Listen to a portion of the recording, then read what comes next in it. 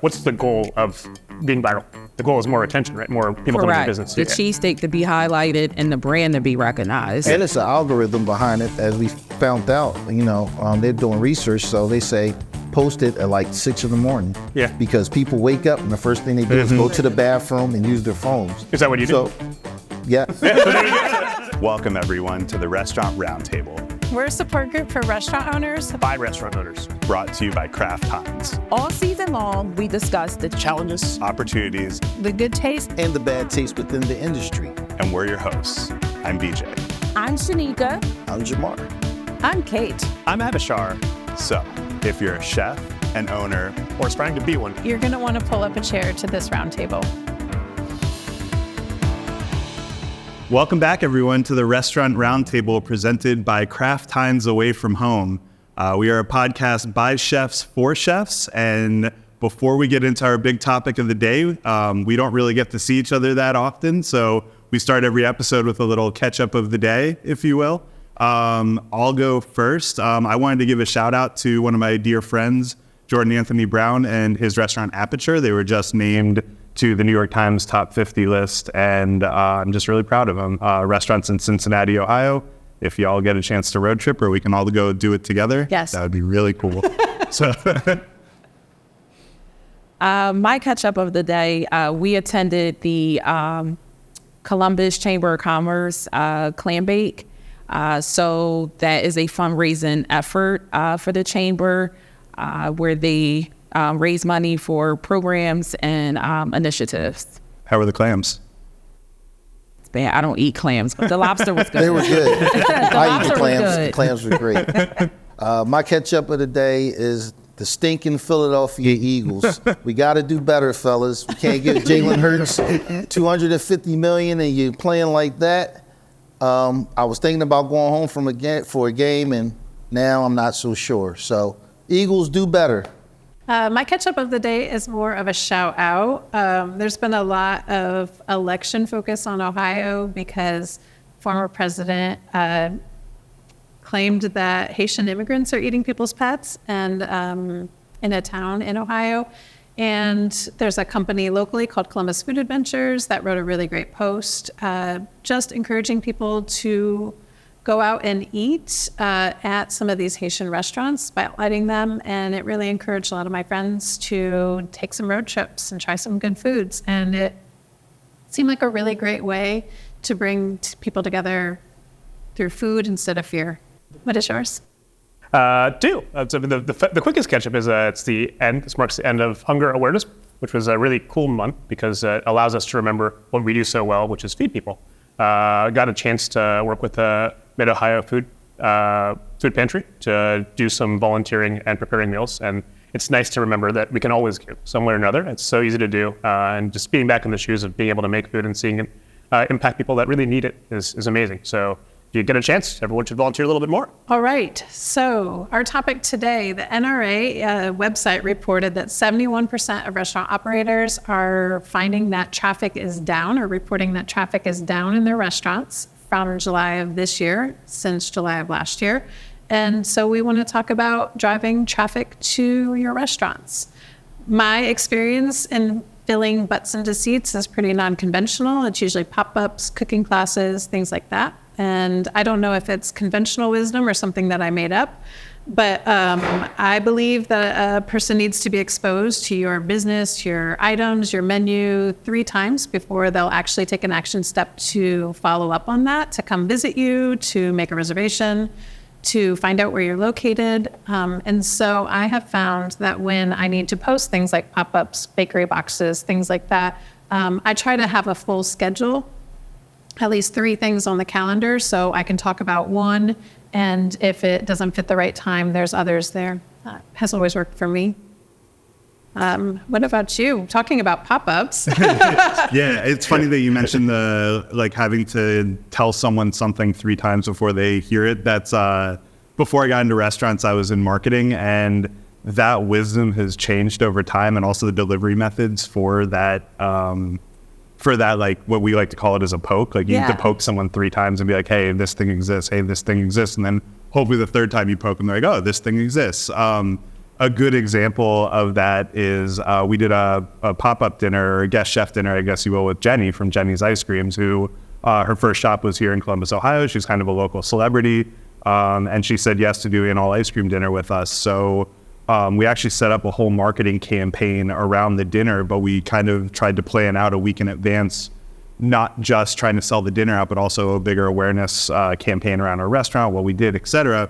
But leading up to it, we did like a giveaway for tickets to the event. Then we did a release of the tickets, and then we did a menu preview. And those were our 3 like little pokes. And that dinner sold out immediately. But what we were hoping would happen was that it would then spark new interest in the restaurant. To your point about the NRA, which is the National Restaurant Association, not the other NRA, which I feel needs clarified, because we were like, why is the NRA talking about restaurants? That it's not just that business is down, it's that patrons aren't going to new restaurants as much. They're going to kind of their tried and true. It's part of the recession as people are pulling back. So part of it is getting guests who've already been into your restaurant back, but the other part is how do you do new guest acquisition in a time when people are admitting that they're not going to new restaurants. So I feel like, as an example, this Jenny's dinner, we really tried to use as a new guest acquisition engine. And it worked to varying degrees, learning opportunity for sure with that.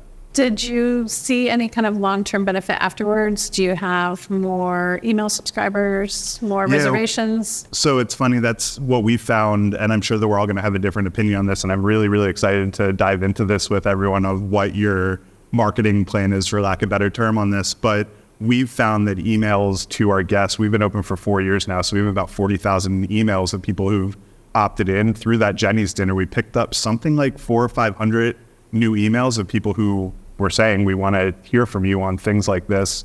And that group of people we now know is a persuadable group that might want to come and join us. So we found that email marketing works really, really well for that stuff. To varying degrees, social media. But yeah, that's kind of where our focus is right now. You said the dinner sold out really quickly. Yeah, within like minutes of us launching it online. It's interesting because in the last episode, you talked about how the story you're trying to tell is that you can always get reservations at Chapman's and that you don't have this like shortage of, you can get seats there. Do you think that this pop-up event is helping that perception that it's hard to get reservations? Oh, geez, Kate, I never thought of that. I feel like that probably worked against our narrative a little bit in that way, but I hadn't really thought about those two things kind of being intertwined with each other. I've got to think about that for a minute. Thank you. That's why we're all here, yeah. Well, I mean, some things that maybe could happen in the future if you experience something like that. And I don't know if like in this particular partnership it would have worked, but maybe having some of those menu options as a special for a month for people with reservations or something like that. That's actually a really good idea. There were like 2 dishes that came out of that dinner that we were like, we want these to be regular on the menu going forward, but for various reasons it didn't work out, seasonality, et cetera. But yeah, that's a really good point, that we could have used that dinner to drive like continuation of the concept. That I felt like we had thought really hard about how we wanted to utilize the dinner for our marketing purposes, and that was not one of the things we thought about. So it's a really good idea. Thank you. Still can. There's still time. That is true. Dinner was only like 2 months ago. So. Yeah, we're still alive. So now that you guys got the customer information into your database, would you send, or did you guys send like a feedback form to like, see what did they enjoy most? What would get them to come back? Our system does allow for follow-up emails. I haven't found a good use for that yet, because these people already opted into our system, and Resi, if people have made a reservation, Resi automatically sends them feedback afterwards. I really relish that feedback, because you actually do get a lot of honest feedback. It's not something people are putting on Yelp. It's not something they're putting on Google. It only goes to us. So that Resi like automated form is actually really useful to us. People are really honest about what they didn't like in those, and they'll even say like, I don't want to post this online, but FYI, this thing happened. This dish was too salty, whatever it is. We don't use like our typical email marketing necessarily to get feedback, but do hear where you're coming from on that. That's an interesting idea too. You have a very different business model for that might benefit from a different approach. Do you have something that you find that really drives traffic into your business? Definitely when we get like food bloggers that are local that come in.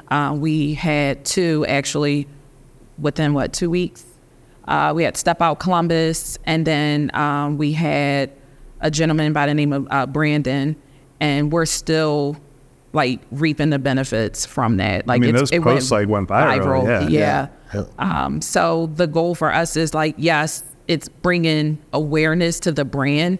We're getting, new customers in, but the goal is to Is retention. Mm-hmm. Retention, because even if, they come one time and don't come back, it's like a one-off, and our business goes back to where it was, where we want it to continually grow. How are you getting business retention? Is that through emails? Is that like, do you collect data from people? Yes, we have a loyalty program that they sign up for. They own points. We can give them a free birthday gift. Everybody loves free. So they get $5 off after they spend a certain amount of money each time, and then it collects data. So we use that kind of to get them to keep coming back. That's really cool. Are you using a third party for that, or is it something that's like built into your POS? It's built into the POS, which cool. is Toast.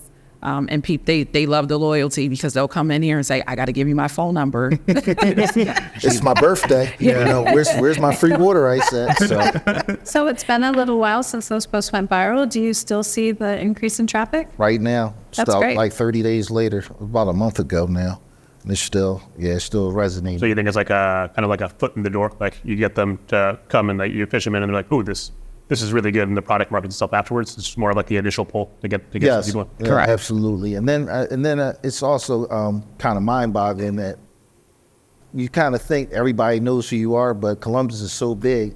It's only 1% probably really know about us. Yeah. Or maybe less than 1%, and you think that everybody knows, but no. So we continuously getting this first timers still, 3 years open. So and word of mouth too. So, cause we'll get, people, it's not just like, the post, but we'll get people, oh, my friend, or my neighbor told me about it, and I just haven't had the time, to come, and, I wanted to check you guys out. And then just going back to the viral post. So both bloggers came in to the Gahanna location, and we have another location in Bud Dairy, but all the traffic is coming to Gahanna. So even we had some people that live out west, like Hilliard, West Jefferson, and they bypassed Bud Dairy and came to Gahanna because that was where they came place. To. Yeah. So that was interesting too. So have you guys kind of seized on that social media environment? And are you guys like perpetuating that through social media? Or are you finding different ways to communicate with guests? Or are you just kind of letting it do its thing? It's a combination of both, because not everybody has social media. So, us having that loyalty program and really, making sure that the staff talks up the loyalty program, that way we can collect that data and we have them in our database, so that if we're running a special promotion, you can just nudge them a little. And we've to get been them fortunate to come to back kind of be on TV probably at least about a good 7-8 times throughout the last couple of years, where it also drives traffic. Every time we're on TV, they do a feature on it, or us opening up another one, or the Eagles or Phillies make the Super Bowl. Where to go to? Nice. Where to go to? So yeah. Sorry, I forgot you're a Jets fan. So yeah. And Did you really forget?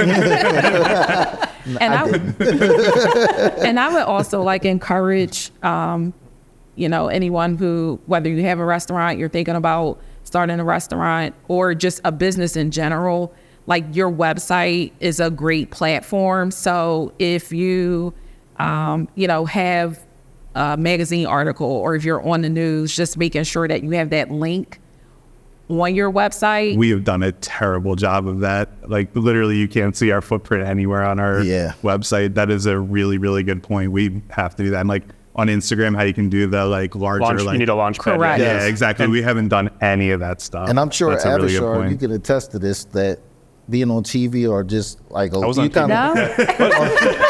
You were on TV, yes. But being a local, being modest. a mini local celebrity that it adds to your business. People want to come and see who was on They're TV. People hoping.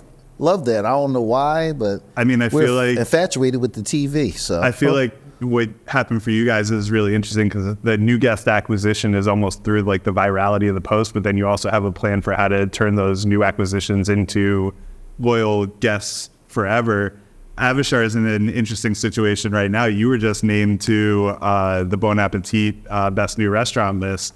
How has that affected your new guest acquisition versus like, I assume you're seeing an uptick in business right now. Do you have tracking on if it's more the guests that you've already acquired coming in? Sure. Or are you seeing lots of new people? Kind of both. And I think I'll stand to correct you a little bit when you say that I got the recognition. And I know this is like a modesty thing to one degree, but the other thing is it does have to do with marketing. Our entire philosophy is a we. So even our staff does within marketing. They'll tell their friends, hey, you should come to our restaurant. Or, we hook up industry people like that. Those are the sorts of things that I think there's two styles of marketing. There's the foot in the door marketing, and there's the retention marketing.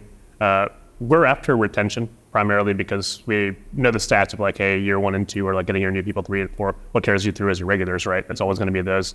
And at one of our restaurants at Agni, the one that got that specific recognition, that's a tasting menu, special occasion restaurant, one could argue. And they come and not only will they like come for occasion, but they'll stack occasions. Like they'll be like, okay, I had a birthday last week. Next week is an anniversary, so this is a reason to come. Yeah. And they make an occasion out of the experience. And I mean, that honestly is the majority of it. We don't have any specific dollars that we've ever spent on marketing. One could argue that I am the marketing because of me as a product. Like, I go on TV or I do these things, and I'm starting to kind of accept that. As we're currently on a podcast. Yes. We're anyway, it's free, so free, like you said, free is good. So yeah, we're free advertising. But what is fascinating about that is the best part about marketing, in my eyes, and we've been through this. Is I've been in a company that hired a marketing agency that's top tier, one of the best, and then I've been at a place that has no marketing, and I've seen success in both ways. And one of them is for somebody else to speak about my brand, like they made it, or tell me about some tool or technique that they got on the internet or in school, which is completely fine. I'm sure it's very, very effective. But once somebody comes in the door, there's no marketing person sitting down and talking to them about the food. Just like when you go and get a car, there's a salesman, and then there's your research, right?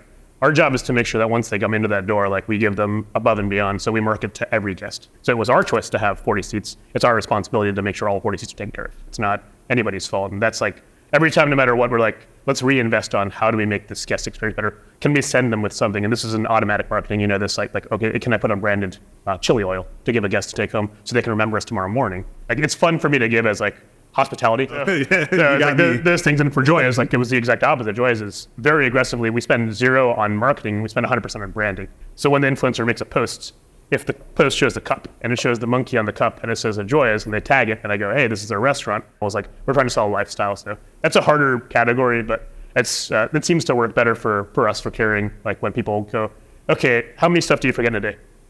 You forget everything, right? So if you have a visual cue of something, you're gonna remember it. So just have the visual cue, it's smart,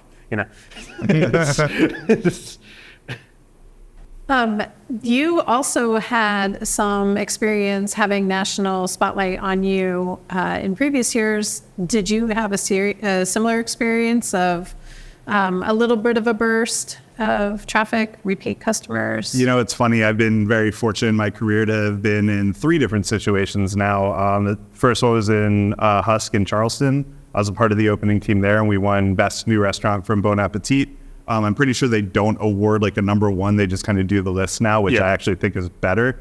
But we were the number 1 Best New Restaurant at Husk, and we offered reservations just going out forever at Husk, and basically 2 years worth of reservations got booked up like that.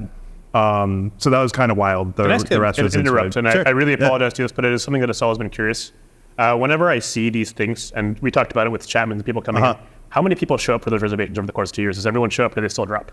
To be honest, I was just a line cook at Husk at that point, so I wasn't behind the scenes with the data on that one. I can find out for you. I'm genuinely curious because someone been sold out for 2 years, and I was like, but how did I get into this restaurant if it's been sold out for 2 years? Yeah. Like, are you guys deceiving me, or did somebody drop? My inclination is like, I can't plan for tomorrow, so how am I supposed to plan a year out? There's probably a good amount of attrition in that, or people who are handing their reservations off. But I mean, if you really did look in the books, if you were going to Charleston in, 2010, and you looked for a Husk reservation, they just didn't exist. So you really would have to just show up at the restaurant. There was a line out the door every single day. I made a reservation there, and I showed up, and they were so bad. I waited for a whole hour extra, and then I realized I drove from Columbus.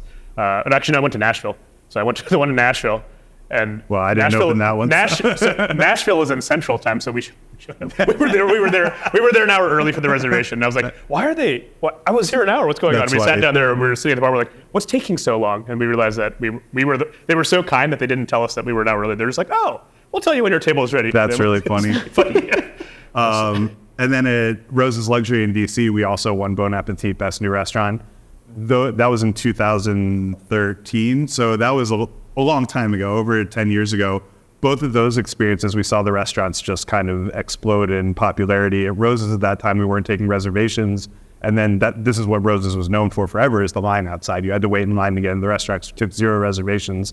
And that line after Bon Appetit just went down the road across alleys. It was crazy. We used to have to go out and take names and tell people you're going to get in tonight, you're not. Then at Chapman's, we won the New York Times Top 50 in, 3 years ago now. The restaurant was busy, and that's where we got this thing that we've talked about, the narrative that you can't get in. It got so busy that I just quit caring about marketing. And I think the thing that I've learned in the last few years is when the restaurant is hot, you got to keep the pedal to the metal. You need to keep, to your point, like poking people. You got to keep letting them know you're there. I thought this juice would last forever, so I kind of took my eyes off of it. We had waiting lists on Saturday nights of 220 people just waiting for a reservation to drop off so that they could get their name on that reservation list. And I was like, oh, this is great. This is going to last forever. And it slowly dwindled down to now where we're not super busy. We have the stigma of being super busy, and I'm basically playing catch up from a year of neglect on our marketing side. How long did it last, of you guys being booked a solid 2 years. It was awesome. But we've been open for 4 years now. Okay. So this last year, coinciding with the data from the NRA, we've been down massively year over year this year. And part of it I put on myself for not marketing the restaurant correctly. And part of it is just, I think, a sign of the times. But I think that there is room at the top. And I feel like we're all operating kind of at the top of our games in our field. I think that there's room for us to always be busy if we're doing our stuff correctly. If you're quality above your peers, then you should be busy. And I think that really, for our business, it's on me for dropping the ball on marketing. And I think that that's why I'm really interested in this topic. And everything that you're saying is like, oh, we should do that. Oh, we should do that. And I still feel like there are miles to go on this stuff. But my recommendation to anybody who's fortunate enough to be in the situation that we've been in, that my friend Jordan is keep the pedal to the metal on that marketing, because it can go away really quickly. Like that. You've been surprisingly quiet on this matter and marketing, as if you don't need to market if you don't have a storefront. But obviously, if you have a business that you think is going to work, call me out on my weakness. You could call it a weakness, but from my experience and maybe all of your experiences, have you been somewhere and you read something, you're like, where did this come from? And somebody within 2 degrees of separation will know Kate. Yeah. Why is that? Is it because you follow these marketing strategies, or how did that happen? Because that would be the essence of what we're trying to achieve, right? You're known for your products. Great question. I'm known for my product. How are you known for your product if it's just products? I think I have worked with you too long, because... Only 2 years, so no, it wasn't that long yet. Because I just firmly believe that if I can make the very best product and create some kind of lasting memory, have a takeaway, all of our cakes in the vending machine have a poem written by a local poet, that just feels like a love letter or a fortune cookie, but it's flirting with you. I'm not really quite sure. But if there's a way to make something that people crave, then they'll come back. And that's kind of what I've been leaning hard into. What I am finding, though, is that it's time for me to start picking up my marketing and telling my story. And I think the thing I'm struggling with is another topic, but it's really finding the voice for this particular business. And I don't think the voice is my voice, but I'm also not really quite sure I think that's a. You can brag about your. Please argue with me. You can brag about your business. Yes. So bragging doesn't have to have a negative connotation. Right. You know, when you get in front of people, you talk about your business, and it's okay. It is okay, and I should be better and more comfortable And anybody with it. that takes it as bragging that's bringing out their insecurities because it's not That's true. bragging. You're just telling facts. I You got a think great there's- product. I think there's Yeah, a- you got to take. I don't think it should that. be binary. I think there's kind of a slider, right? Like on when it's okay to be confident in your product and when there's room for improvement. It's just because somebody says, hey, that's not good, it doesn't mean it's not good. That's your Right. ego saying it's not. Correct. If you said, hey, well, I know what I'm doing. So I don't agree with that necessarily either. I think Kate's caught somewhere in between where if I could argue the side of, I wouldn't say a cynic, but a realist, someone who's always seeking self-improvement, you would say, man, I don't have a voice because I'm not sure because I don't want to be wrong and I don't want to be the authority. I don't want to be the person that everyone has to seek for advice on these things, right? And this somehow has to do with marketing, I promise. But in the absence of that, you let somebody else do that for you. You're okay with somebody else having your voice. And, No. and that's where we can find common ground is part of the reason we open up our own businesses because we don't want somebody else telling us what to do, right? We don't want somebody else's voice to say, hey, I know a cheesesteak. I know a steak. I know a cheesesteak. You don't know shit. It's I'm the marketing expert. I can sell your steak to 1 million people. Is that person going to be your boss? No. You still make the steak, right? I think it's there's a balance. You don't say it's completely marketing. It's your version of marketing, and I think that it's your version really, is really important. important for everybody listening to know that this is a conversation that Avishar has at me at least every week. Well, It's not that. And it's just I've done the social media for previous businesses that I've owned. It started. I've done the social media and being the voice of other brands that I've worked with or worked at. And those all felt more natural. I knew what I was trying to do, and this is a slightly different business that I haven't fully wrapped my head around what the story that I want to tell is. I know that's really tricky. Well- I'm selling cakes out of a vending machine at a bar, and it feels like this is at a brewery, and it feels like it feels a little trickier for me to tell that. And I think just to bring back to another point you were talking about, I think marketing is probably the most neglected part of the restaurant, of everybody's restaurant business. So we're already dealing with super razor sharp, like thin margin lines. Tell me about it. And it's just that you got labor costs and food costs, but you got to have marketing inside of that. And a lot of people kind of neglect that, and that's a lot of the times why restaurants actually fail. They have great product and don't have the consumers because they're not known. So we've talked a lot about the problem and identifying it, and I would love for us to transition into solutions. BJ, what do you got for us? Yeah, I think that, like I mentioned earlier, email marketing really works for us. We joined a new platform called The Loyalist that we're literally one of, I think, like 6 or 7 restaurant groups that are on it right now. It's a little bit of a pilot program, if you will. And what The Loyalist does is it takes all the data from Resi, which is our reservation system, and Upserve, which is our POS, and then Yelp, Google, all that stuff, and it amalgamates it into real time, like this guest came in, this is what they ordered, this is how they reviewed your restaurant, and then all that data is sortable, which on like a one reservation, one-off thing isn't that helpful. But if we can look at all the people who've ever come in and be like, we're going to do a wine dinner next month. I want everybody who's ever spent more than $50 on a bottle of wine and sort that into a group that we can target with this email. And you got to be consistent about your marketing strategy. You can't say, cool, I did one thing and it sold out, so I'm set. It has to be, okay, I got that. How do I bring more in? How do I keep it sustainable?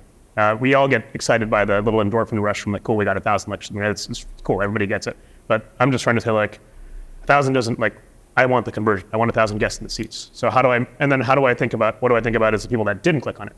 What is on their mind and how do I get them in? What is the reason that they don't like my product? Is it me? Is it the business? How do I appeal to people that aren't the statistic? Because if that person gets converted into a new market, they go, cool, my first experience in fine dining is Agni and we did a good job, then they're a guest for life. And then we have a retention of somebody who will come once every season when the menu changes. Like that's 4 times a year. That's, if I multiply that times 100 people, and where you have 38 seats, they come twice. Like it's like, it makes it a lot easier because sometimes we look at these huge things, like this is unsurmountable. I need to make back millions of dollars in this way. But if you just go, well, if this person just spends this amount of money over the course of time, and does it because I want to, not because I'm like, hey, here's it's happy hour, and it's maybe a controversial topic, but it's like, is that what I want to sell someone? Is I'm going to perhaps cheapen my product to get you in at this time? Or is it me saying, hey, like, I'm me, you're you like what I got? Can we work together? Do you want to support a local business? It's not one time as support, it's continued support and championing the business, just like a sports team. So what do you do during seasonal? What I do during seasonal? Yeah. Well, what I do is, it's actually a little bit different, maybe it's completely conventional, I don't know, but you think about marketing data, where does that come from? People. Are you a customer of some place? Why don't you look within and say, what's your marketing data? What do you like? When do you like it? Do you like pumpkin spice latte when it's fall? Then put one on. If you don't like it, then don't put it on. It's your business, an extension of you. The person that you're coming in, you want them to kind of identify with you, right? So don't forget the you aspect. The you aspect is like the one thing that I think people, every single time they market something, they're like, just do these 5 things and it's solved. I was like, but what about the you? It's your business. It's not somebody else's business. So nobody can say how you run your business. You don't want them to. So why are you forgetting to inject the part that's like, hey, I make this place run, I make it different. Why is that not part of the marketing? It has to be. Because whether they love it or hate it, it's you. You don't have to apologize for yourself. You can apologize, it's like, that's me being me. But this maybe something, it's like I'd call that the cherry on top. Everything else here is required for the consistent sale. But you need to have something that's like, they call it the X factor. Like, what is the X factor? Everyone's always having a hard time finding out. I think it's so hard because people don't want to look within. They're so caught up on like, this is what I have to do, as opposed to you already have it inside. And I think thinking out the box is important is like key too. So like you brought up about like the pumpkin spice. So we're in fall. You brought up about the pumpkin spice. Everybody's doing a pumpkin spice. I didn't want to do a pumpkin spice, so I bought in a chai apple.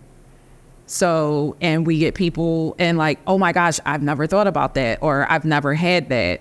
This is a great time to ask. Overrated or underrated? Pumpkin spice lattes. Go. I can't say underrated because they're everywhere, but they really do fucking taste good.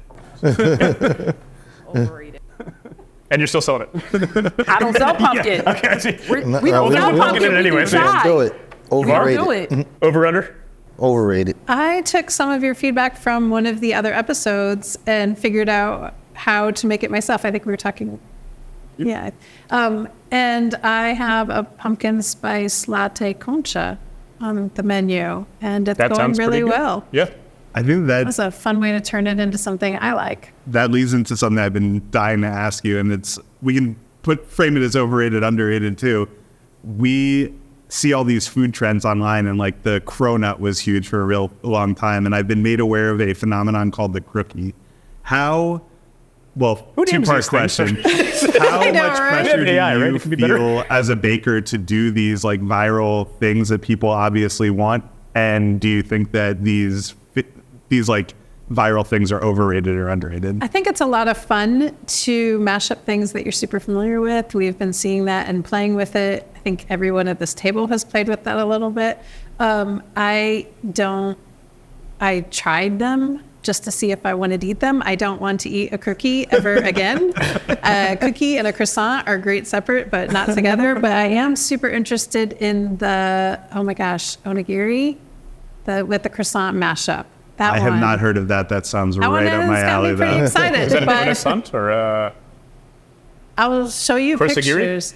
Yeah, yes, I need to please name it. it. If you name it, you can trademark the name. I think someone's already making it, and I want to try it. All right, I think before the next episode, we need to try this because it sounds like something I might enjoy. Yeah. So I don't know. I think they're underrated. We should play more. But don't ask me for a cookie. BJ, what do you think about the Cybertrucks? Are we overrated or underrated? All right.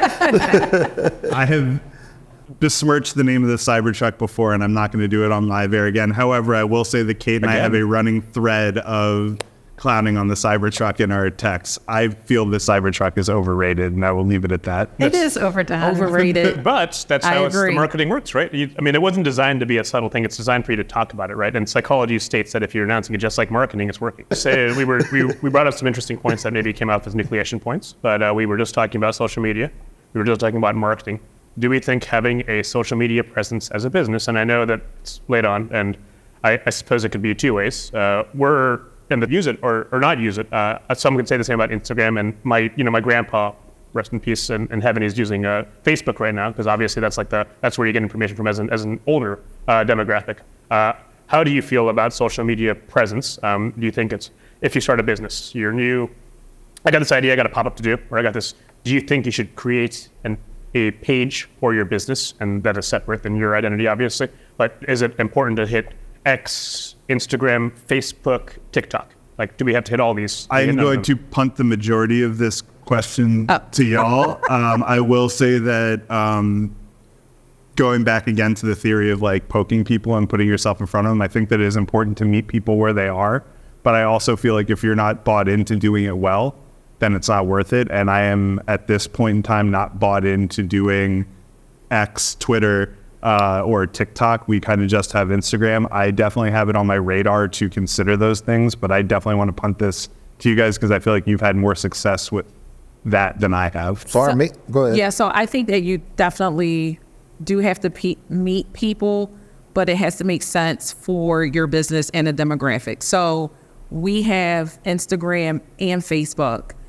Instagram, we get more traction and engagement through Reels. Okay. Facebook, we get more interaction and shares and commentary.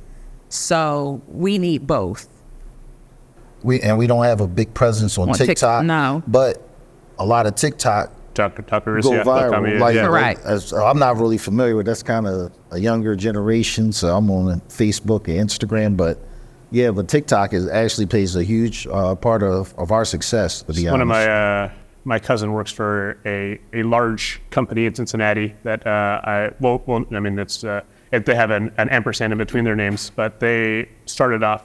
They have an entire division, and part of his research was in TikTok, and they were going through there to find pathways, and it's really interesting to see, like, if conglomerates are finding value in it, then there might be something that, like, maybe I should reconsider, like, do I want to do 60-second dance videos? Not necessarily, but there's a lot more to it than that, I think. It's about but that. I also I'd love think to see you doing a 6-second. But I also think that you have to be, like, it has to be authentic. Because if you put content out there and people see it and they're like, and it's gimmicky, they're like, yeah. Well, and authenticity is so crazy because, like, we're talking about a gigantic thing. Like, it's a huge thing that billions of people they're trying to get to this goal of being viral, and they're taking all these marketing strategies because that's its own marketing, right? So we're trying to hit both. We're trying to hit having a presence on a different entity that brings us guests that come into our restaurant and try our shit, our product, such as, like, like if you have your cheesesteak in a sick reel or in a TikTok, like, do you want the TikTok to be highlighted, or do you want the cheesesteak to be highlighted? Do you want what's the goal of being viral? The goal is more attention, right? More people coming to business. The cheesesteak to be highlighted and the brand to be recognized. And it's an algorithm behind it, as we found out. They're doing research, so they say post it at like 6 in the morning. Yeah. Because people wake up and the first thing they do is go to the bathroom and use their phones. Is that what you do? Yeah. Absolutely. Okay, well, this was a super meaty discussion.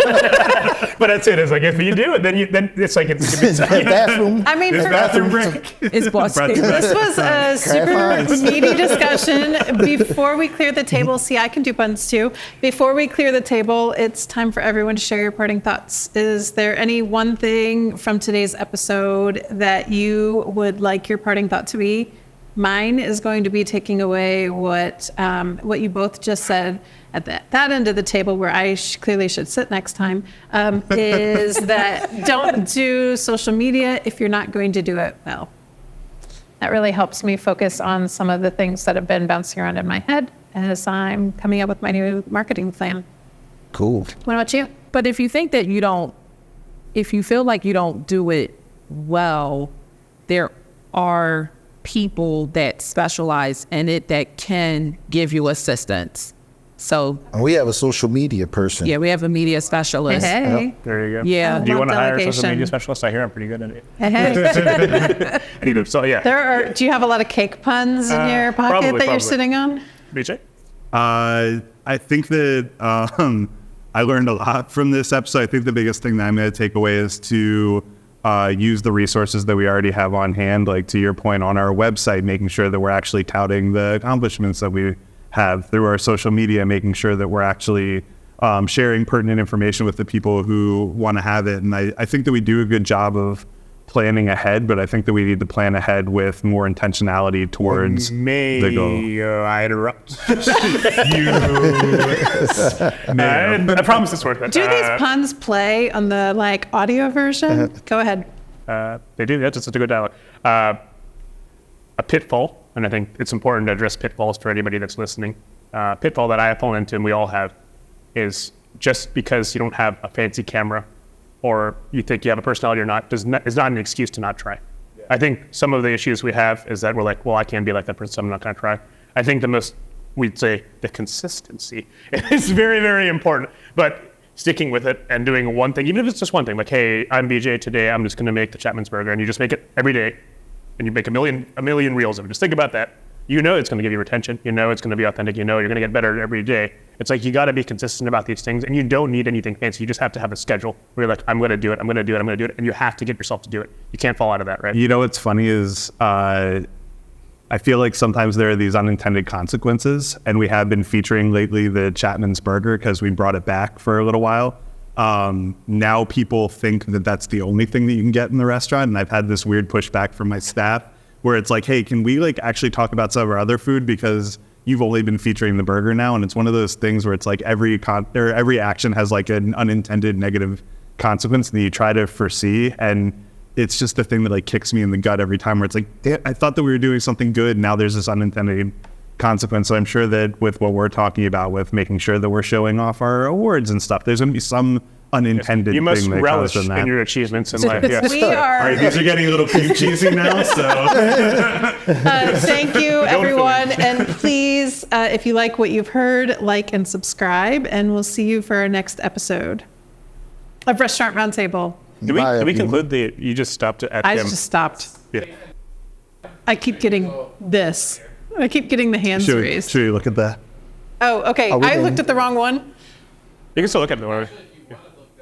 I can look at that one. Look at that one. I don't want any film from this one because all that you can see is like this right here. So this one's. You mustard accept yourself for who you So are. do you, That's for this use to every was, one of them. Do we start with our puns? We're very punny. Or do you just want me to do the, if you like? Just you're saying, hey, it's been a constructive discussion all the way. Did you not want to do what you took away from this, or did we? Yes. I think we did, didn't we? It Did was we really not? quick. did. I think. But then it got into another discussion and hands kept going We went up. one, All right. 2, and then I don't. Did we get? Do you want more of takeaways? Do you want everybody's there? takeaways or not? Because you can take it and not use it, but it's better to just record it right now, right, and then not use it as opposed to being like, hey, we Our might use it later. takeaway then. Yeah, I think just do it ahead. fast, like All one right, minute. let's do some more. Yes. Just Yeah. say your takeaway. Yeah. All right, what is your takeaway? My takeaway is the kind of what BJ was saying. I'm gonna start focusing more on retention of customers. So just kind of asking them about their experience because we're kind of day to day, we're around, and just trying to get them to come back. So Fantastic. I would just say, just make sure your marketing message ties into the goal of your restaurant and what you're setting out to do. It's great. Like marketing is like kind of like a recipe where it's not just one thing. There's a lot of ingredients that make up this whole arm of a business, and it shouldn't be viewed as just like it's marketing or no marketing. It looks like that everybody has something to offer in it, and the more tools you can get, the better you can be at it. And you don't have to sell your soul and become somebody else, dude. You can become your own marketer, your biggest champion. I appreciate that. Be your authentic self.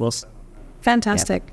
Well, I'm sure we have so much more to talk about, and we can talk do. for hours and hours We will. and days. But we all have to get back to our restaurants and some food. If you like what you heard today, please like and subscribe for Restaurant Roundtable, brought to you by Kraft Heinz awayfromhome.com. www.kraftheinzawayfromhome.com. www.kraftheinzawayfromhome.com. We'll see you here next time. Bye. Thank you. As you might expect, the opinions that we express on this podcast are just that, opinions and for entertainment purposes only. If you love this podcast, help us out. give us a thumbs up. Also, be sure to go to kraftheinzawayfromhome.com and sign up for our newsletter. So remember, if you liked what you heard today, Please head over to kraftheinzawayfromhome.com and sign up. we have got all sorts of exclusives coming with special insights, access to marketing, and a lot more. Of course, subscribe, share, like, all those things. See you next time.